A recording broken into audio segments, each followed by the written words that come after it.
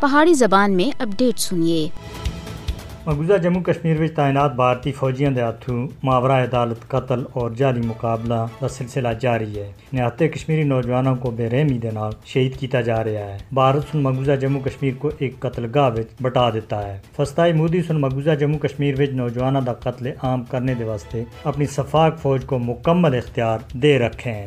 مقبوضہ جموں کشمیر وچ 1989 تے ہون تک 96,148 کشمیری بھارتی دہشت گردی دا نشانہ بنے ہیں، جبکہ ان وچوں 7,274 جعلی مقابلہ اور حراست وچ شہید کیتے گئے ہیں۔ بھارتی فوجی انعامات اور ترقیاں دے واسطے کشمیری نوجوانوں کو جعلی مقابلہ وچ شہید کر رہے ہیں۔ مودی حکومت کشمیری نوجوانوں کو جعلی مقابلہ وچ قتل کر کے کشمیری عوام کو زیر کرنا چاہتی ہے۔ فسطائی مودی کو یاد رکھنا چاہیے کہ وہ ماورا عدالت قتل دا سہارا کہن کے کشمیری عوام دی آزادی دی خواہش کو کسی بھی صورت وچ دبا نہیں سکتا۔ کشمیری عوام یہ نہیں بول سکتے کہ انہاں دے بچیاں دا حراستی قتل، فرضی مقابلہ اور ماورا عدالت قتل عام کیتا جا رہا ہے۔ کشمیری نوجوانوں کو جعلی مقابلہ میں قتل کرنا اقوام متحدہ دے چارٹر دی سراسر خلاف ورزی ہے۔ مقبوضہ جموں کشمیر وچ بھارت تے جبردی وحشیانہ مہم کو روکنے دے واسطے دنیا کو اگے آنے دی ضرورت ہے۔ اقوام متحدہ اور انسانی حقوق دے ادارے قانونی اور اخلاقی طور دے اتے پابند ہیں کہ بھارتی